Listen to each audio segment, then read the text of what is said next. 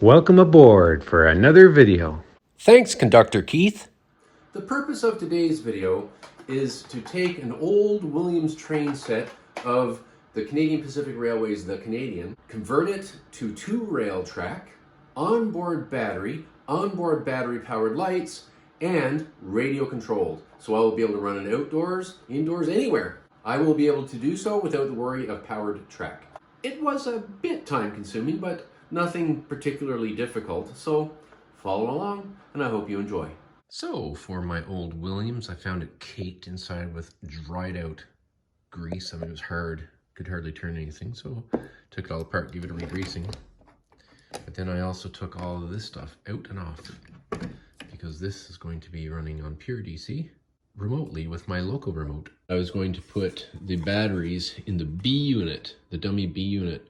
But since then I discovered the gears in this truck are worn and they sometimes grind because of the difference between the gears in this truck and the gears in this truck, which suggests to me that there's ever so slightly different torque. That over time in the 30-40 years or however old this locomotive is, wore the gears down in here just a little bit more. Then through experimentation and pulling the whole train with the body off, I added little bits of lead weight until this one motor was enough to pull the entire train with ease. So far, the locomotive runs with these 12 volts by turning the on-off switch on. So it's on, off, you know, it's just, there's one speed until I get delivery of the local remote. As you can see, I've removed the rollers. So of course with these, we don't need these bulbs. Take that bulb out too. And then we just go like that and take that off. And I'll take all this off. And here's a package of LED light strips I got from Amazon Prime, self-adhesive. Just in case this sticky back ever gets unsticky or old, I put some dabs of glue along there, just a little bit. This is the floor upon which the lights will shine. As you can see, it's dark. So these tabs were the light posts where I bent them down. And I'm going to cover this with this sticky on one side ducting tape, so that will reflect the light around the inside of the car much better. It doesn't have to be pretty, it just has to reflect light. Of course, putting the sticky duct tape on there serves a dual purpose of preventing the light from coming down through these holes and leaking out onto the track. How do I put the strip lights there with the dome? Well, I'll just go over the top of the dome, but then you'll see the bottom of the strip lights in the windows. But then, do I care? It's not a scale rail car anyway. And I also am going to put separate LED lamps right there and enclose that so that the light shines brightly through here. So I've temporarily rigged up the 9-volt to it to see what it will look like. Yep, you can see the little lamps up in there. That's kind of nice. I think it'll be just fine. Why don't I turn off the light and see what happens? Oh, look at that. And of course the floor will be in. The floor will be up higher with some reflective material, but don't that look pretty? So I cut the length off the red parts, glued the lights in, glued the tips directly to the red parts. Now this looks crude, but when I cover it with the duct tape, and you'll see it running in the train, it's not going to be crude at all. Voila! So here we are testing it with a temporary 9-volt attachment. And look at that. Wow, that's super bright. There's a little bit of light bleeding from outside. It's not completely dark in here, but look at that, eh? This is the rail car that's going to have the power. So I've got the 9-volt battery harness. I've got an on-off switch. It goes to all of this, which lights the strip, but also the plug.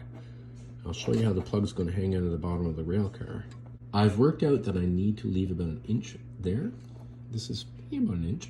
And I leave a bead of hot glue right there. I'll show you why in a minute. So, does it work? It sure does. I've got a bulk order of these from Amazon, and I'm going to plug all the rail cars together. So now for why I put that blob on there, so you won't pull out any further here. So essentially, through this open door, we have the battery, which is easy to access, and the on-off switch. So voila, the power car for all the lights in the train. This is rail car number 2. And I'm also going to put an on-off switch and a battery harness in there. Why, you ask? Well, I might want to use this alone with a couple of rail cars on a short train. For each subsequent car, it's relatively simple. We have the plug on this end. We have a bus wire that's going to go along the bottom and the plug on that end. I turn the light on and put that in there and shut that. And you'll see the lights are on in the whole train. Right to the end. So there we have it.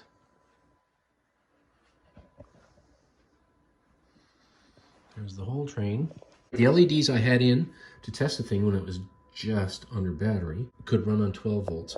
This system operates 3 volt LEDs. I have from Amazon a bulk pack of 3 volt LEDs. I think they're 3.5 volt. It's in with a hot glue gun and it's pointed straight forward, but you can't tell from here, but slightly down. I've just plugged on these spare wires I have. They are meant to plug right into pins like that. However, they're ideal for plugging right into LEDs. We don't want light backsplash into the locomotive, so here I go again with the sticky ducting tape. All right, everything's installed, everything's tested, everything works. This looks more complicated than it is. It's self-explanatory, the instructions are easy. Headlights plug in, the rear lights plug in, but the rear lights I have going to this. And otherwise, I've got this piece for recharging the battery. So now all I've got to do is run this cable through the dummy B unit and into this unit and put a headlight in there. The B unit is done. Now the light is installed in the dummy unit. So I'm just going to test that the reverse lights work. So I press on reverse and they should be on over here now. And I press on forward and it should be on again here. Yep. The forward and reverse lights do work. And of course they're connected right there. And they will also be connected, of course, through this unit. Ensuring that the on-off switch under there is off. I've plugged in here to the short cord and it is now charging. So now it's time to test the locomotive with my old iPhone. Instead of giving it speed increments, which I can do up, I'm just going to go to first gear. Let's see what happens. Look at that, eh?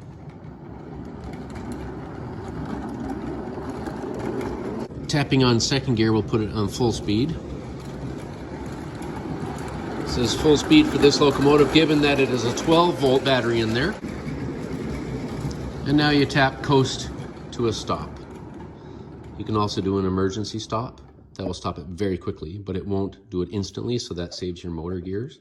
I guess I should probably test it in reverse. Reverse. And first gear. See if it goes. There it goes. Nice. Now comes the fun part. I've set up a temporary mammoth track here in the living room. In the spring, I'll be starting to build the track outdoors. Sure, it took a little longer to put on the track because of all the little tiny plugs I had to plug in, but it didn't take that much longer.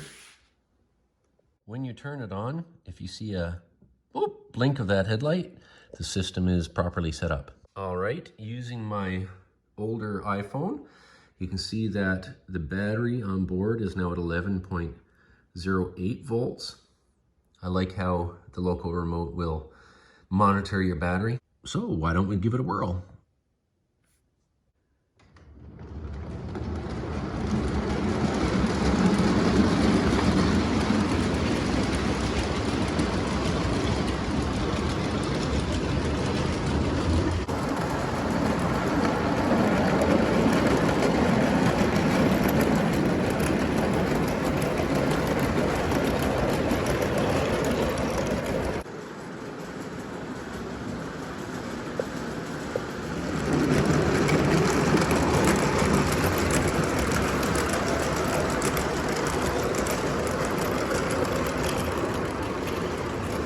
Now it's time for a little nighttime action.